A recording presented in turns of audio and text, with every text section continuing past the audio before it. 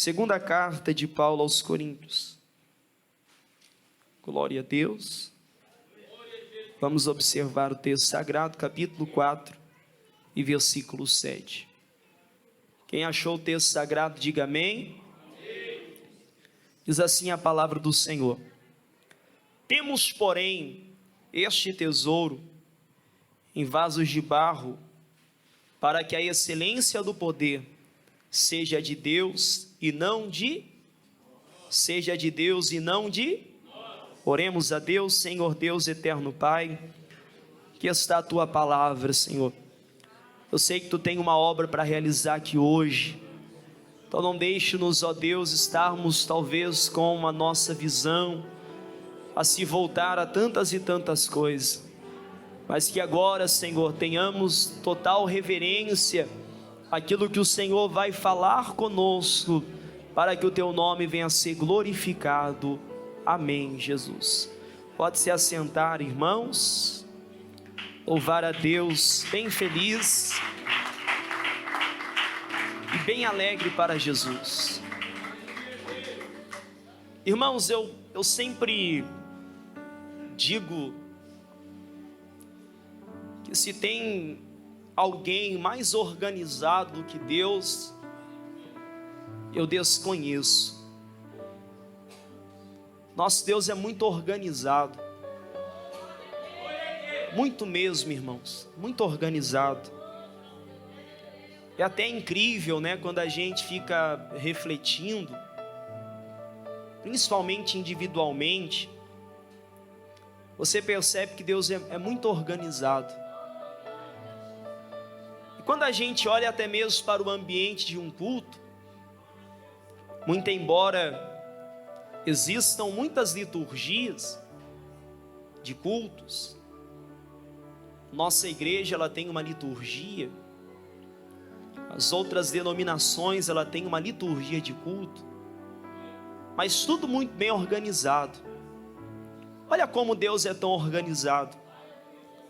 Ele dá oportunidade para você sair da sua casa em uma segunda-feira como esta, uma semana cansativa que se inicia, e você logo quando chega tem a oportunidade de fazer o quê?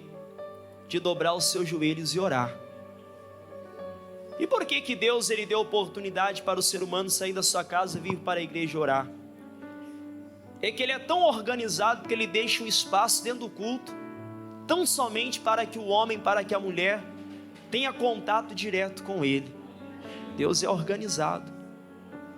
Mas Deus é tão organizado que uma parte do culto ele deixa somente para o louvor, somente para adorar o seu nome, somente para cantar aqueles louvores que de alguma forma buscam glorificar a Deus, somente para que os instrumentistas busquem entregar tudo aquilo que eles têm, buscando fazer o seu melhor com um propósito. Qual é esse propósito?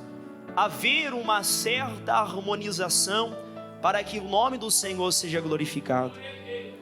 Mas Deus é tão organizado, irmãos, que Ele deixa um momento em especial dentro de um culto, para que o homem venha ouvir a sua palavra, para que a mulher venha ouvir a sua palavra.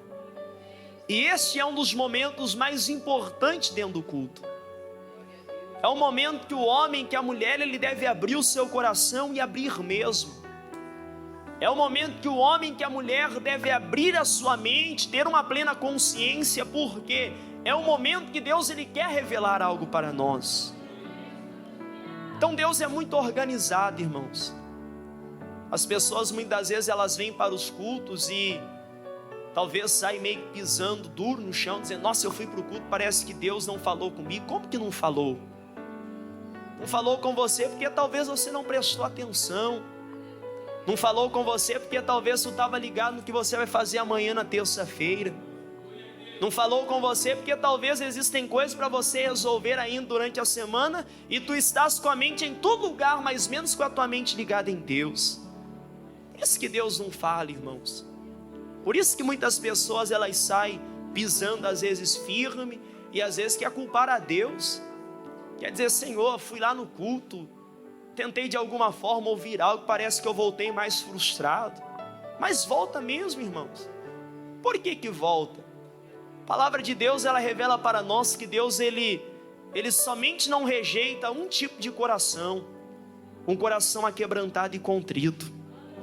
Ou seja, se não tiver um coração aquebrantado, se não tiver um coração contrito, pode subir qualquer pregador aqui, qualquer um, qualquer que seja, aquele que talvez é mais voltado na graça, aquele que talvez é mais voltado no sentido do quê? No sentido de transmitir uma palavra com mais conhecimento, mas nunca vai estar bom, porque a gente sabe, irmãos, que se a gente não tiver atenção no sentido de ter o ouvido atento e o coração aberto, primeiro você não vai ouvir, e segundo, não vai descer ao coração, e aquilo que não se ouve, aquilo que não entra no coração não traz edificação. Então este é um momento importante, irmãos, é um momento importante, não tem nada a ver com o texto, mas eu sinto essa necessidade de falar para a igreja. Quem acredita que é dessa forma, diga glória a Deus. Irmãos, mas eu continuo a dizer que Deus, Ele é muito organizado, porque quando você abre o primeiro livro da Bíblia, Gênesis, que é conhecido como o livro do começo, o livro do início, você percebe que a palavra de Deus, ela dá duas declarações importantes para nós.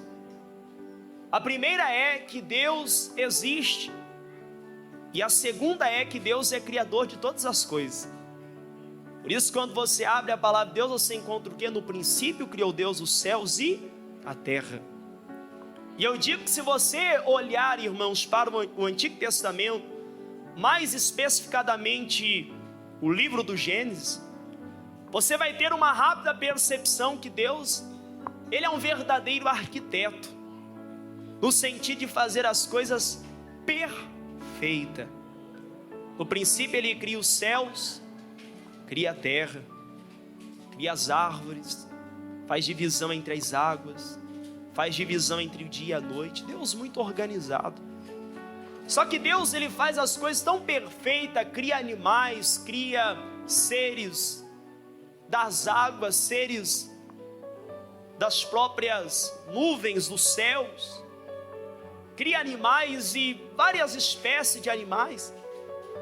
Só que Ele não se contenta em tão somente Ele observar a beleza, observar o quão Deus é um perfeito arquiteto, mas Ele decide, irmãos, em um dado momento, observando todo o cenário, fazer com que viesse à existência alguém que de alguma forma iria glorificar e bendizer ao seu nome. Aí você observa que no capítulo 2 de Gênesis, versículo 6 a seguir, a palavra do Senhor nos revela que Deus, Ele decide criar um ser humano, que muitas vezes é turrão, muitas vezes é orgulhoso, que por qualquer coisa se irrita, que muitas vezes não tem equilíbrio, que por qualquer coisa faz biquinho, fica bravo. Um ser humano, meus irmãos, para um propósito, para um fundamento, adorar o seu nome. Só que é tão interessante que Deus, Ele fez o homem com um limite. Por que limite? Porque hoje, se você for observar em um cenário daqueles que entendem no sentido da criação de tijolos, na criação de telhas e tantas outras coisas, você vai perceber que nem todas as terras elas servem para um fundamento. Existem alguns tipos de terras que de alguma forma contribuem muito melhor para de alguma maneira também ser feito a telha, ser feito o tijolo. Mas a maioria da terra que há sobre o mundo, ela não tem valor, ela não tem de forma alguma uma determinada preciosidade. Ou seja, Deus, Ele cria o homem a partir do pó da terra, uma coisa que para muitos não tem significado. As irmãs até podem rir do que eu vou falar agora, mas se tivesse algo que vocês pudesse deletar, né? Eu sempre fico batendo nessa tecla, né? O botão do delete. Se a dona de casa, ou se o marido, quando está de férias, né, pudesse deletar, ele iria deletar a poeira. Ele tiraria a poeira, porque a poeira é incrível, né? Você varre ela hoje, amanhã tem mais do que hoje. Você varre ela depois, amanhã está pior. Se não contasse ainda que quando chove, dependendo do local, é você dar uma pisada, já molha a roupa, já suja o sapato. Ou seja, algo que se poderia deletar. Só que quando Deus ele cria o homem a partir desta matéria, que hoje por muitos não tem valor, e algumas só tem valor, ele cria o homem com a capacidade de talvez ser imortal. Só que o homem, irmãos, ele, infelizmente, como diz a palavra de Deus, ele baseia em viver a sua vida muito pelo emocionalismo. Por isso que a palavra do Senhor, ela nos revela algo muito interessante, que há caminhos para o homem que parece ser o certo, mas que para ele, na realidade, quando ele chega diante daquele caminho, vai levar ele à morte. E o homem, quando ele coloca algo no seu coração, irmãos, coloca algo sobre a sua mente, é difícil tirar, porque ele calcula, mesmo que vá dar errado. O homem é calculista. Quando me digo ao homem, me refiro também à mulher. É muito calculista, fica calculando e diante da conta que faz não vai dar certo, porque seguiu o coração, aí segue o coração, daqui a pouco dá tudo errado. Só que o homem foi tão bobo e tão precipitado, que quando Deus cria ele, cria a mulher, fala para ele: eu vou te dar como dominador de tudo, tu vai dominar tudo, vai dominar tanto as aves do céu, como os peixes das águas, tudo. Só que tem um mandamento para vocês, e vocês não podem quebrar, uma ordem de Deus. Vai haver uma árvore dentro do jardim, esta árvore é conhecida como a árvore do fruto do conhecimento do bem e do mal, e do dia que vocês dela comer, o que vai acontecer? Vocês certamente vão morrer. Olha, Deus deu uma ordem. Olha para a gente ver, irmãos, como o ser humano é precipitado. Mesmo quando Deus dá uma ordem para ele, ele é curioso. Deus está mandando, de alguma forma, sinais de todo lado. Não entra por este caminho, não vai por aí. O homem está teimando, ele vai caminhando, ele vai é insistência, é a falta de sensibilidade. Agora Adão e Eva ouvem: vocês podem fazer de tudo, mas em uma árvore, de forma específica, vocês não podem comer dela, porque quando vocês assim fizerem, vocês vão morrer. E aí você percebe que o homem, como é cabeça dura, o homem e a mulher, como também muitas vezes é cabeça seca, a gente pode dizer assim. Satanás, né, sendo um brinquedo, a serpente sendo um brinquedo na mão de Satanás. Olha, porque eu tento imaginar, irmão, se de alguma forma, quando a serpente ela chega diante de Adão, diante de Eva, e fala: é assim que Deus diz, é porque Adão e Eva frequentemente estavam fazendo o quê? Chegava na árvore lá e ficava com o zoião, olhando assim, observando, tentando de alguma forma ver o que estava acontecendo, porque o ser humano é curioso. Eu garanto, se talvez em algum sentido eu recebesse presente sobre a minha casa, iria bater aquela curiosidade: o que será que tem ali dentro? É curioso. Isso é geral, irmãos. É difícil a pessoa que não é curiosa. Se vê você entrando no lugar, ela chega: o que tu está fazendo aí? Eu te vi em tal lugar. Ou seja, o ser humano é curioso. Então eu imagino que quando Deus ele dá aquela ordem: não, vocês não podem comer do fruto do conhecimento do bem e do mal. Eu começo a imaginar que uma hora ou outra sempre Eva passava lá com Adão e falava: o que será que tem nessa árvore diferente que o Senhor disse que não é para comer? E aí, irmãos, uma vez que o nosso coração ele sempre deseja por algo e a gente não toma cuidado em cuidar dele, o que acontece? Entra e domina o corpo inteiro. A serpente chega e fala: é assim que Deus diz? Você não pode tocar e nem comer da árvore? É um equívoco de Deus. Na realidade, quando vocês comerem, vocês vão se tornar como Deus. É assim? Então beleza. Mas o que depressa, irmãos, porque entendo, entrou na mente, desceu o coração, já era. É só Deus para reverter a situação. Porque a gente vê muitas pessoas vivendo uma vida aí terrível na presença de Deus, porque entrou algo na mente, deixou entrar no coração e agora está morrendo. E aí eles fazem, e a partir do momento que eles fazem, a gente já entende o que aconteceu. Eles morreram em que sentido? O sentido de ter todos os privilégios de Deus.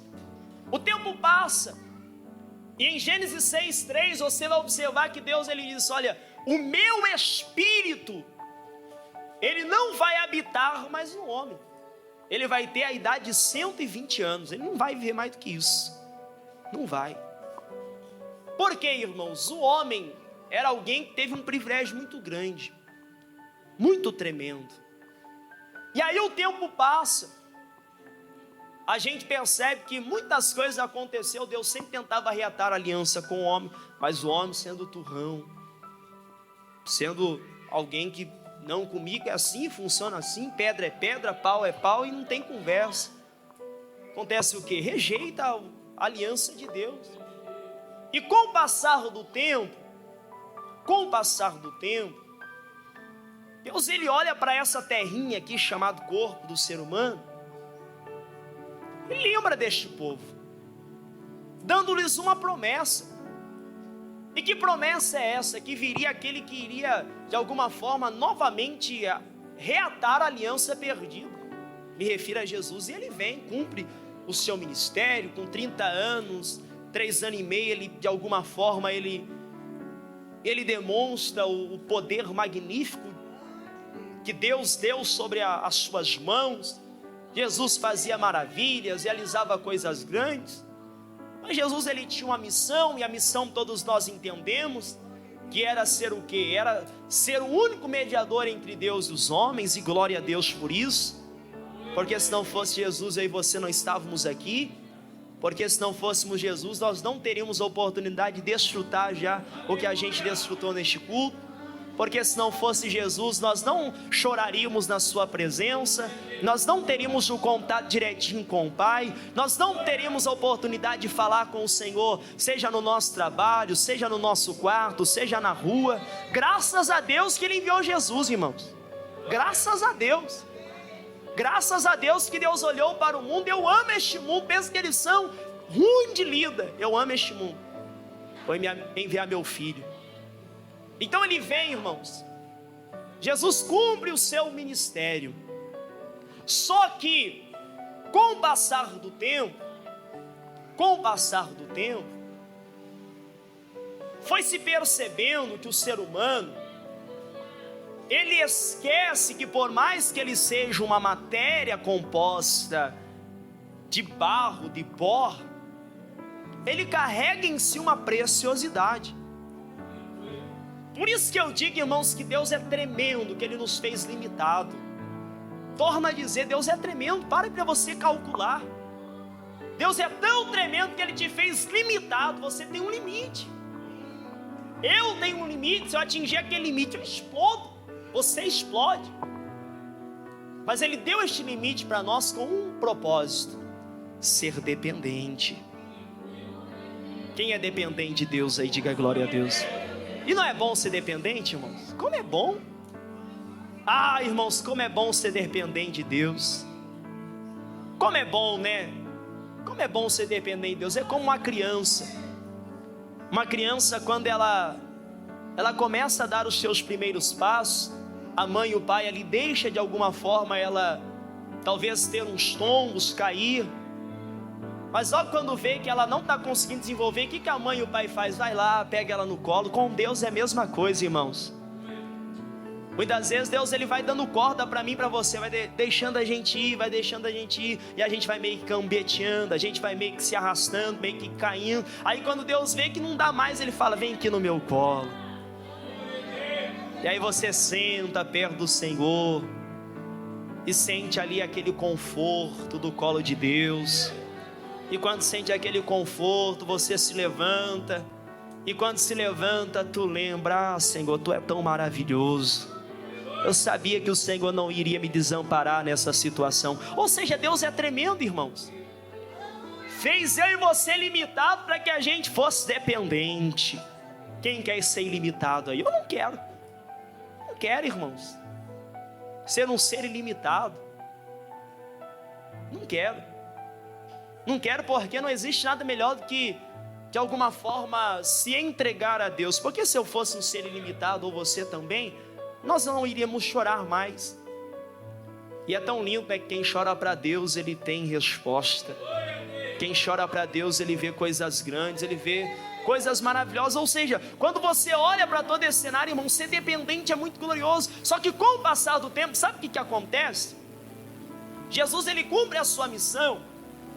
E Paulo implanta este evangelho, o evangelho da limitação, mas o ser dependente, do limite, mas depender de Deus. E a igreja no qual ele implanta isso não estava entendendo isto. Ser um vaso de barro, que valor que tem? Que significado que tem? Eu queria na realidade ser um vaso de ouro, no qual todos os holofotes estariam para mim. Eu queria ser um vaso de prata, no qual todo mundo olharia e falaria, nossa, é um vaso de prata. Eu queria ser um vaso de bronze, nossa, mesmo tendo um valor menor do que um de ouro, de prata, mas tem um determinado valor, mas ser vaso de barro. E aí Paulo, irmãos, eu imagino que ele começa a dizer para aquele povo de Corinto, vocês não sabem o privilégio que é ser vaso de barro. Embora sejamos frágeis, irmãos, preste atenção em algo. Deus, ele nos usa para proclamar as boas novas. E aí vocês somos frágeis. Mas mesmo sendo frágil, olha a oportunidade que Deus, ele te dá todos os dias. Transmitir boas notícias, transmitir boas novas. E também nos dá o poder para realizarmos sua obra. Ou seja, além dele utilizar da minha e da sua vida, ele nos dá poder para fazer a sua obra. Frágeis, irmãos. Com certeza nós já ouvimos, ou você já ouviu a seguinte afirmação: os perfumes mais caros, irmãos, estão nos menores frascos. E é uma realidade.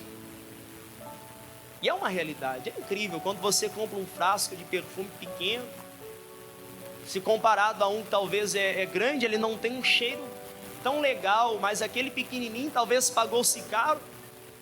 É um cheiro que para onde passa, deixa ali na marca, vai lavar a roupa, dá aquele cheiro. Ou seja, os perfumes mais caros estão nos menores frascos. Mas compreenda, irmãos, às vezes o recipiente ele é pequenininho, mas o conteúdo que tem dentro dele é um conteúdo de grande valor. E Paulo estava tentando dizer desta forma: aparentemente o Mateus, aparentemente o Ezequiel, aparentemente a Luciane, aparentemente a Giovana, os irmãos que estão aqui são pequenos em uma comparação espiritual. Mas se eles soubessem o que tem dentro deles, eles iriam compreender que por mais que o frasco seja pequeno, tem um conteúdo de grande valor. E nós muitas vezes esquecemos disso, irmãos. Se esquecemos disso, mas é porque eu não tenho um bom desenvolvimento, eu estou caminhandinho ainda. Mas mesmo assim, você tem um valor. Como diz aquele louvor, quero que valorize o que você tem. Você é um ser, você é alguém tão importante para Deus. E é tão tremendo que a letra daquele refrão fala no sentido: Ele está em você, o Espírito Santo se move em você. Ou seja, irmãos, preste atenção em algo. Tu é um vaso que parece pequeno, mas tu tem um conteúdo dentro dele que faz total diferença. Que faz total diferença. O que Paulo ele tentava fazer para a igreja de Corinto era desejar mostrar essa premissa aos coríntios. Por isso que ele se utilizou o que? Da figura de um vaso de barro, para fazer ver, irmãos, que o conteúdo que carregamos é muito precioso. Você sabe que conteúdo que é este? Que conteúdo que é este? Que é tão precioso que nós carregamos. Que conteúdo que é este, minha irmã? Que conteúdo? Que conteúdo tão tremendo tremendo que é este que a gente carrega? É a mensagem da salvação em Jesus, irmãos. É o Evangelho. Deus, Ele confiou a mim, Mateus. Deus, Ele confiou a vocês, irmãs. Deus, Ele confiou a vocês, irmãos, a mensagem da salvação em Jesus. Ou seja, fracos, frágeis e imperfeitos, mas Deus confiou em nós. Deus confiou a nós esta mensagem, ou seja, a grande mensagem redentora. E eu pergunto, qual é a mensagem mais redentora que a mensagem da cruz? Desconheço. A mensagem da cruz é poderosa. É tão poderosa que até mesmo diante ao cântico, olha a preciosidade. Sim, eu amo a mensagem da cruz. E olha o que diz a letra: até morrer eu a vou proclamar. E o que você vai fazer? Você vai levar? Levarei eu também minha cruz. Ó, você vai levar a sua cruz até por uma coroa trocar. Irmãos, a mensagem da cruz é redentora. Quem seria doido para amar a mensagem da cruz e cantar: sim, eu amo a mensagem da cruz? Quem seria capaz de morrer por uma mensagem? Até morrer eu a vou proclamar. Mas tem um valor, você vai levar e vai acontecer o quê? Levarei eu também minha cruz. E o que vai acontecer quando você levar a cruz? Até por uma coroa trocar. Ou seja, vaso de barro. Mas tem um tesouro dentro deste vaso, minha irmã. Um tesouro dentro deste vaso, meu irmão, que vale muito mais do que o ouro, que vale muito mais do que a prata, que vale muito mais do que o bronze, que vale muito mais do que qualquer coisa. É o valor da mensagem da cruz que Deus confiou a mim e também confiou a você. Aleluias. Nesse versículo, irmãos, Paulo estabeleceu o duplo contraste. De um lado o tesouro da luz do Evangelho, e do outro a insignificância e fraqueza humana. O vaso é frágil e traz um contraste do que? De insignificância e fraqueza. Mas o que tem dentro de nós revela o tesouro da luz do Evangelho. Olha como é tremendo, irmãos. Olha como é magnífico. De um lado o tesouro da luz do Evangelho, e do outro lado a insignificância e fraqueza humana. O poder do Evangelho é tão tremendo que muda o ser humano por inteiro. De que forma? Há uma letra que se canta também, que diz assim: desde o dia em que aceitei ao meu Jesus, o que aconteceu? A minha vida logo se modificou. O que aconteceu? Nós encontramos? Encontrei a paz, encontrei o amor. E hoje, ó, presta atenção, irmãos, você encontrou a paz e encontrou o amor. Quando você era insignificante e quando havia fraqueza em você, você guardava rancor. E aí a letra continua: e hoje já não tenho mais rancor. Pode haver alguns probleminhas que aconteçam. Aí você vai dizer da seguinte forma, continua cantando: eu aprendi a amar o próximo também, e perdoar aqueles que me ofendeu. Olha que tremendo, Deus ama você. Deus ama você e eu amo também. Por isso é que eu estou sempre a cantar. Aí para por aí. O poder do Evangelho é tão tremendo que daí habita este tesouro da luz do Evangelho. E aí olha a promessa que Deus ele tem: estará paz. Com Cristo meu Senhor sempre a andar. Ou seja, você não anda sozinho. Com Cristo aprendi a perdoar, e com Cristo para sempre viverei. Com Cristo para sempre vivereis, viverás. E você que anda neste mundo sem razão, tu vai aprender quando Jesus entrar. Aprenda a perdoar o seu irmão e você vai viver. Vivereis, viverás. Olha o peso, irmãos. Aleluias. Ah, Jesus é lindo demais, irmãos. Jesus é lindo demais. Jesus é lindo demais, irmãos. Olhou para mim esse pedacinho de terra, olhou para você esse pedacinho de terra, falou: tu tem valor para mim. Tu tem valor para mim. Tu tem valor para mim. Tu é um vaso de barro, mas tu tem valor para mim. Eu vou colocar em você um tesouro realmente que tem preço. E Paulo continua. Quantos cristãos, irmãos, que na realidade entendem esse princípio tão sublime do Evangelho? Uma pergunta: quantos cristãos entendem esse princípio tão sublime do Evangelho? Eu acredito que poucos. Porque muitos não querem ser vasos de barro.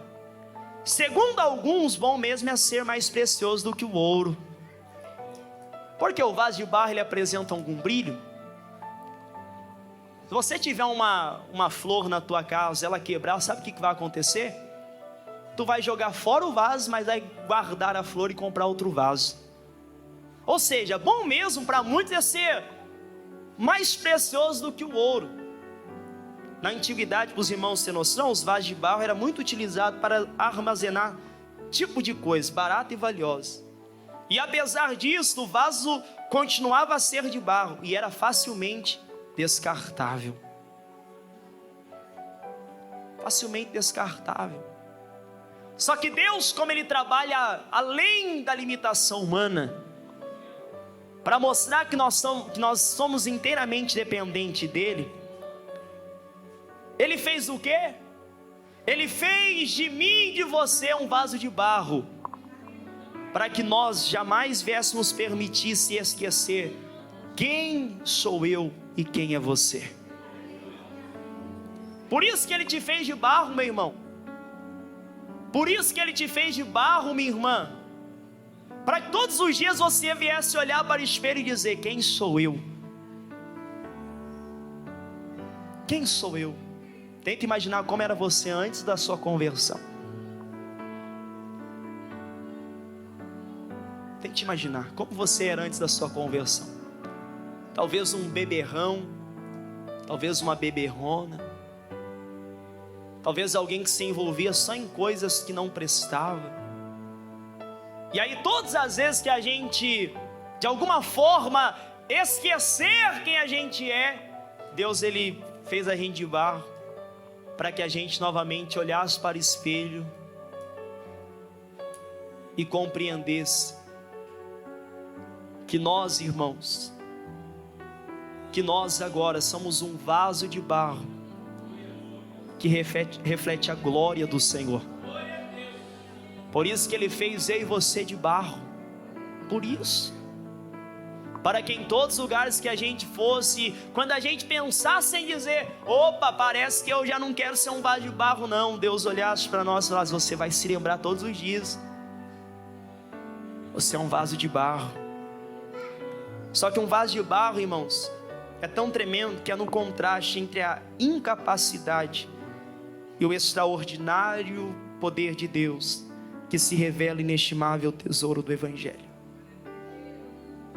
É quando se tem a incapacidade, só quando se tem a incapacidade, que se revela o extraordinário poder de Deus. Entre o contraste da incapacidade, o extraordinário poder de Deus, que se revela o inestimável tesouro do Evangelho.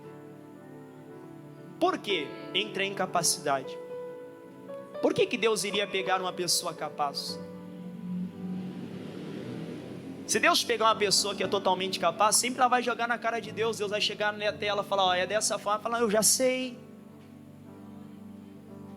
E aí Deus, ele pega os incapazes, a incapacidade, e de alguma forma junta o extraordinário poder do Evangelho, para revelar para nós o inestimável tesouro do Evangelho.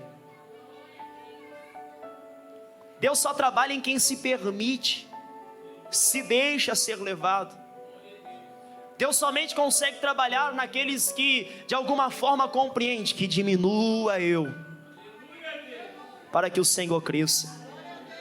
Deus, ele não trabalha na base do empinar nariz não, irmãos. Não. Tem um monte de gente aí que empina o seu nariz, bate no pé comigo, é assim mesmo. Ou seja, capaz. E aí todos aqueles que são capazes, ele não precisa receber mais nada. Não precisa. Agora aquele que é incapaz, ele precisa de graça, graça, graça, graça e graça. Graça. Graça todos os dias. Graça todos os dias. Ele precisa de graça todos os dias. Ele precisa de graça todos os dias. Graça. Graça, irmãos. Graça. Porque se não tiver a graça nesta incapacidade, se não tiver graça nesta incapacidade, minha irmã, se não tiver graça nessa sua incapacidade, meu irmão, jamais se revelará o inestimável poder do Evangelho. Vaso de barro. Quando notamos que somos apenas vaso de barro e que a autoridade do Evangelho não está em nós mesmos, não, irmãos, não. A autoridade do Evangelho não está em nós mesmos.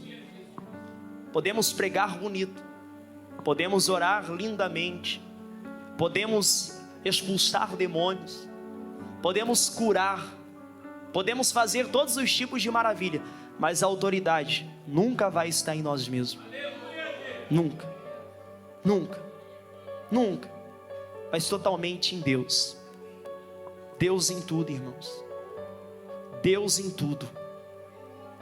Deus em tudo. Não somos nós, é Deus.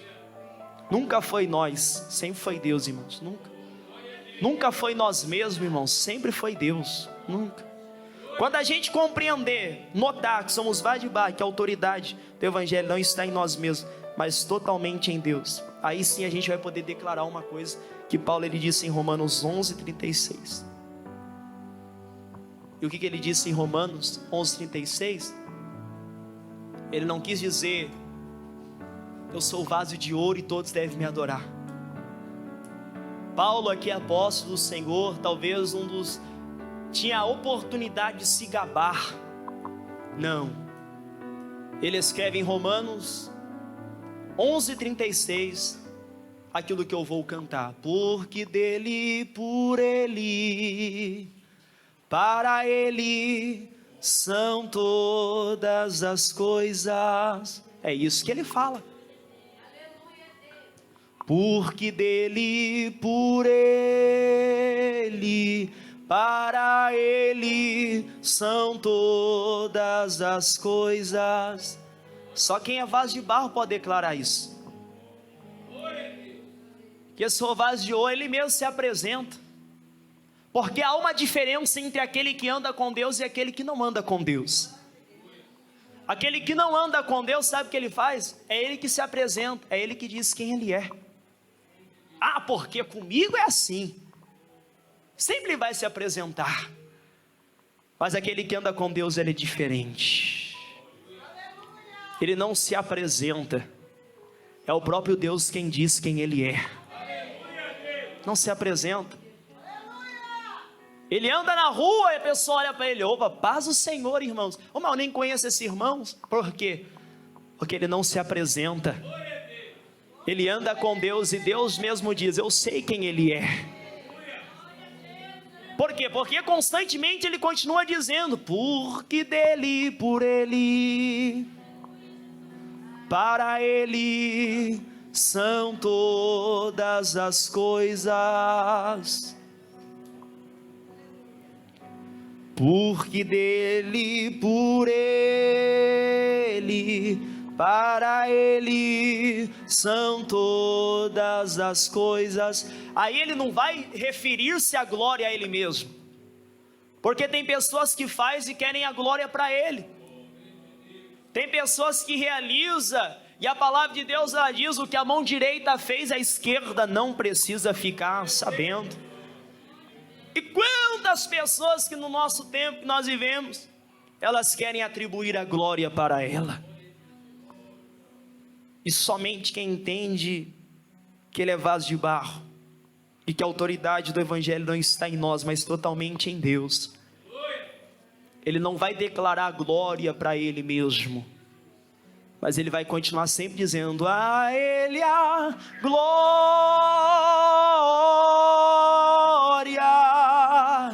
a ele a glória,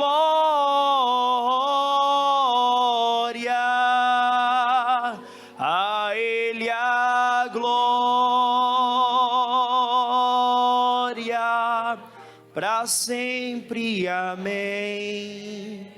Pergunto: vale a pena ser vaso de bronze, minha irmã? Vale a pena ser vaso de prata?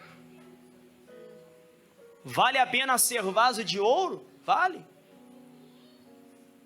Vale a pena talvez tentar mostrar quem é, sem Deus revelar quem você é? Não vale a pena, irmãos. O que vale a pena mesmo é você viver uma vida com Deus, a ponto do próprio Deus apresentar quem você é. Isso que é tremendo.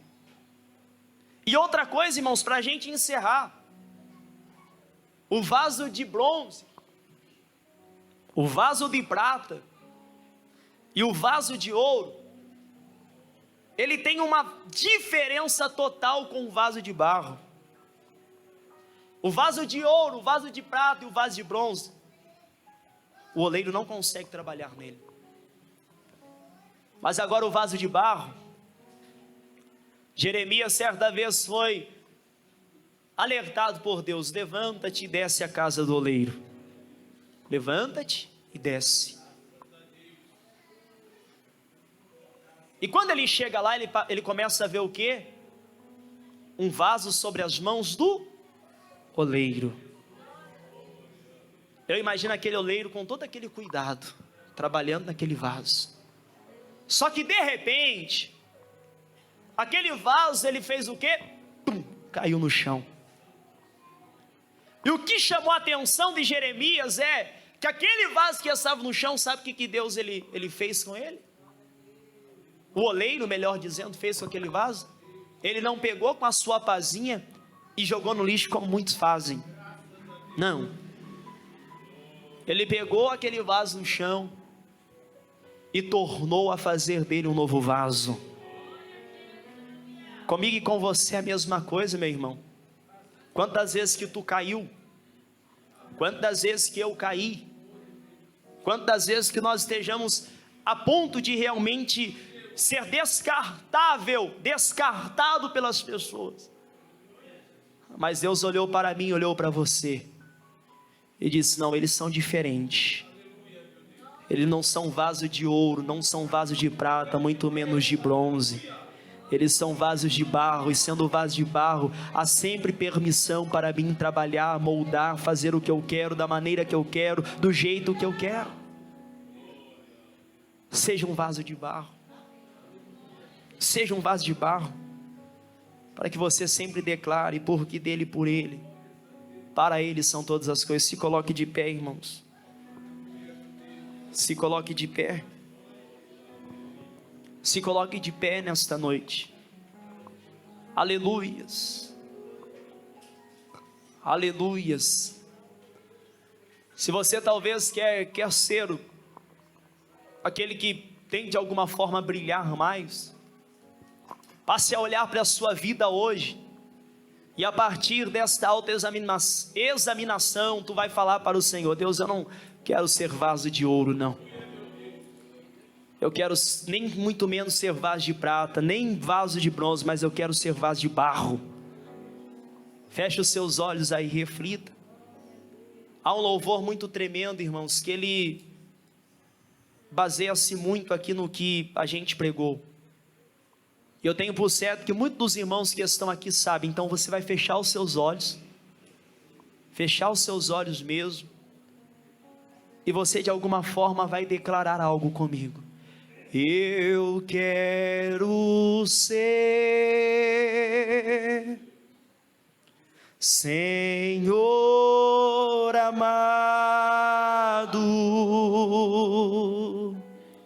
como um vaso nas mãos do oleiro, quebra minha vida e faça de novo. Eu quero ser,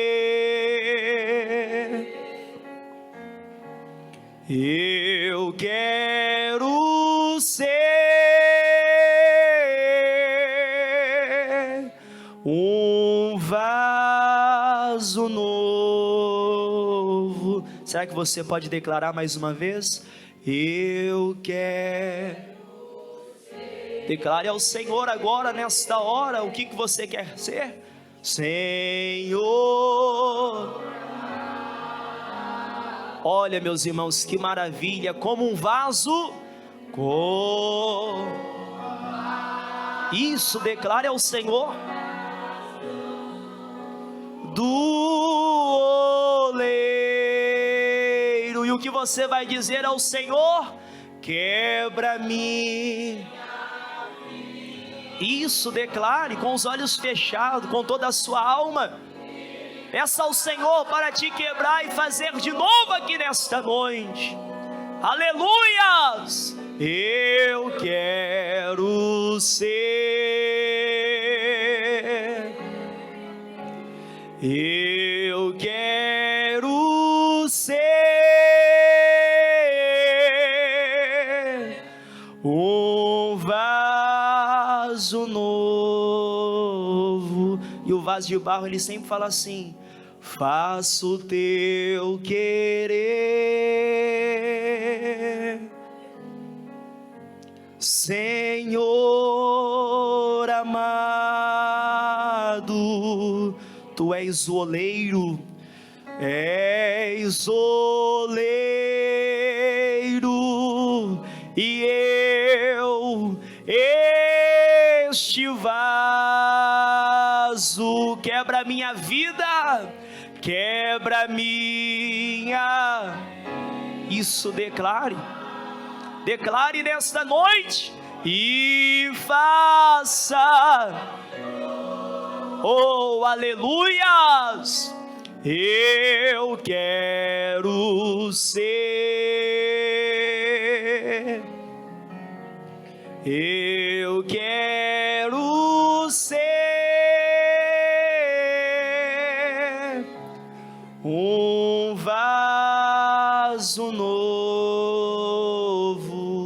Agora você vai declarar com a sua alma. Feche os seus olhos. Se desligue de tudo que possa prender a sua atenção, e você vai declarar mais uma vez, mas com a alma agora. Com o falar da sua alma, Deus vai tocar em você aí. Deus vai tocar em você aí. Você vai declarar em forma de oração agora. Declare: eu quero, com a alma, com a alma, com a alma. Se não conseguir cantar, chore. Se não conseguir cantar, se derrame na presença de Deus. Deus vai tocar em você aí agora. Aleluia. Deus já está se movendo. Quebra a minha vida, quebra a minha vida e faça de novo. Eu quero ser, eu quero ser um vaso novo. Fale com Deus agora. Fale com Deus. Você cantou agora. Aproveite a oportunidade. Fale: Senhor, eu quero ser um vaso novo. Quebra a minha vida. Quebra a minha vida. Declare ao Senhor: eu sou tão imperfeito, tão incapaz, mas eu sei que é entre a incapacidade e o extraordinário poder de Deus que vai se revelar em mim o inestimável tesouro do Evangelho. Fale ao Senhor. Seja sincero a Deus aí, minha irmã, diante do que você está vivendo. Diante do que você está vivendo, meu irmão, seja sincero, conte a Deus. Fale a Ele quantas vezes você achou ser talvez aquele que deveria ser o centro da atenção. Mas diga ao Senhor: eu quero ser um vaso novo. Eu quero ser um vaso novo, eu quero ser um vaso novo. Eu quero ser um vaso novo. Diga ao Senhor: eu quero ser um vaso novo. Eu quero ser um vaso novo. Diga ao Senhor: quebra a minha vida, faça de novo. Faça o teu querer, tu és o oleiro, eu sou este vaso. Diga ao Senhor nesta hora. Ah, Jesus, nós estamos aqui mais uma vez, ó Pai.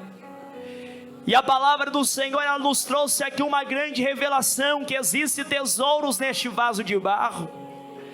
Que existe tesouro nestes vasos de barro, Senhor. Por mais que para muitos o barro é insignificante, mas no contexto espiritual nós entendemos que é o contrário, Senhor. Quebra a nossa vida, Senhor, quebra a minha vida, me faça de novo. Quebra a minha vida, me faça de novo, Senhor. Quebra a vida deste jovem, quebra a vida desta jovem, desta mulher, deste homem, faça de novo. Faça ela entender a sua posição de vaso. Faça este homem entender a sua posição de vaso, Pai. E se nesta noite existem pessoas aqui no nosso meio que de alguma forma compreenderam que eles são vasos e o que faz a diferença é o que está dentro dele, revela sobre esta irmã nesta hora, Senhor, este tesouro. Revela sobre este homem nesta hora este tesouro. Revela sobre esta mulher este tesouro. Revela sobre ela este tesouro. Revela sobre ela este tesouro. Revela sobre ele este tesouro, Senhor. Revela sobre ele este tesouro. Revele sobre esta mulher, sobre este homem este tesouro. Aleluias. Olha o oleiro trabalhando no vaso. Olha o oleiro trabalhando aí no vaso. Olha o oleiro trabalhando aí no vaso. Olha o oleiro trabalhando em vasos aqui nesta noite. Olha o oleiro trabalhando em vasos aqui nesta noite. Olha o oleiro tocando em vasos aqui nesta noite. Olha o oleiro aí trabalhando. Dá liberdade, meus irmãos. Deixa o oleiro trabalhar. Deixa o oleiro trabalhar em sua vida. Deixa o oleiro trabalhar. Deixa ele transformar. Ele está sobre obras. Está sobre obras. Este é o momento. Este é o momento. O oleiro está trabalhando em vasos. Está quebrantando vasos aqui nesta noite. Aleluias. Deixa o oleiro trabalhar. Deixa o oleiro trabalhar. Deixa ele trabalhar. Deixa ele trabalhar na sua vida. Deixa ele trabalhar neste momento na sua vida. O oleiro quer ter um contato especial com pessoas aqui. O Espírito Santo de Deus me diz que ele quer trabalhar em pessoas aqui nesta noite. Ele quer trabalhar em vasos aqui nesta noite, quer transformar vasos aqui nesta noite, quer trabalhar em vasos que aparentemente se encontravam quebrados, vai fazer vaso novo. Alastekevia, stevia, xandarrácia, deston de queminacia, aragastevia. Deixa o oleiro trabalhar na sua vida, minha irmã. Deixa o oleiro trabalhar em você, minha irmã. Deixa o oleiro trabalhar. Deixa ele mudar a sua vida. Deixa ele trabalhar em você. Deus marcou este encontro contigo aqui nesta noite. Trabalha, Senhor, deste vaso. Enche este vaso de autoridade, Pai. Porque entre a incapacidade desta irmã, entre a incapacidade deste irmão, Senhor, que se revela, Pai, que se revela realmente inestimável tesouro do Evangelho. Então cumpra nesta igreja o teu querer, Senhor, porque tu és o oleiro amado, para a glória do teu santo e eterno nome. Amém, Jesus, e graças a Deus.